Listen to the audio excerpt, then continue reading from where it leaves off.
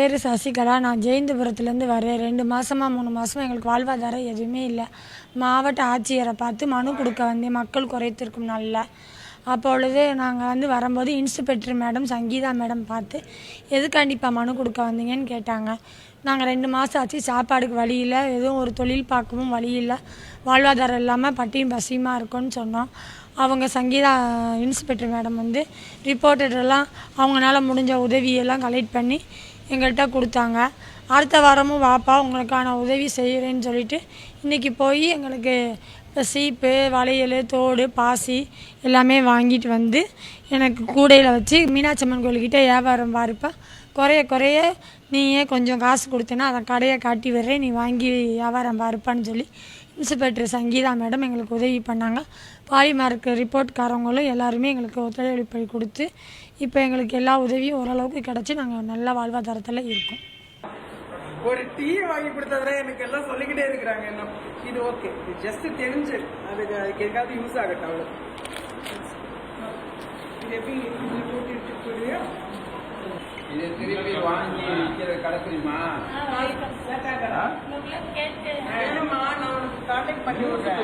நீங்க வச்சுட்டு கொஞ்சம் போய் காசு கொடுத்தீங்கன்னா கொடுப்பாங்க திரும்ப. நீ வித்துட்டு என்கிட்ட சொல்லு, வித்துட்டு ஏதோ ஒரு காசு வச்சுட்டு சொல்லு. நீ ஏதோ முளைக்கல, இனிமே டெய்லி யாரும் வாங்கி கொடுக்க மாட்டாங்க.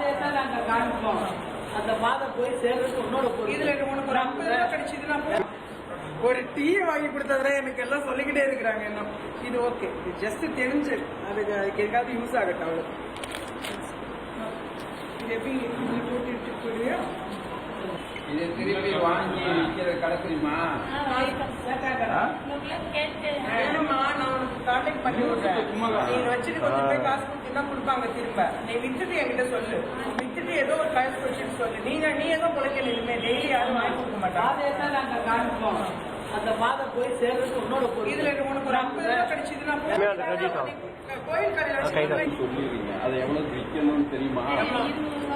நீ இது கூட வித்துக்க, இதெல்லாம் கம்மியா தான் இருக்கும். நீ எனக்கு தெரியல, எல்லாமே ஒரு அம்மா எல்லாமே 10 ரூபாய்க்கு மேல வித்தீங்கன்னா உனக்கு லாபம் தான். சரியா? நீ வித்துக்க, இதெல்லாமே 10 ரூபாய்க்கு குறைஞ்சி விற்காது எதுவுமே. 15 ரூபாய் இதெல்லாம் 15 ரூபா சொல்லு. நீ கேட்டீங்கன்னா கொடுத்துருவாங்க. நீ கொடுத்தெல்லாம் நீ பொருளை கொடுத்துட்டு காசு கேட்டீங்கன்னா யார் வேணா கொடுப்பாங்க. 5 ரூபாயே வெட்டி கொடுத்துருந்தா வாங்கிக்கலாம். 10 ரூபா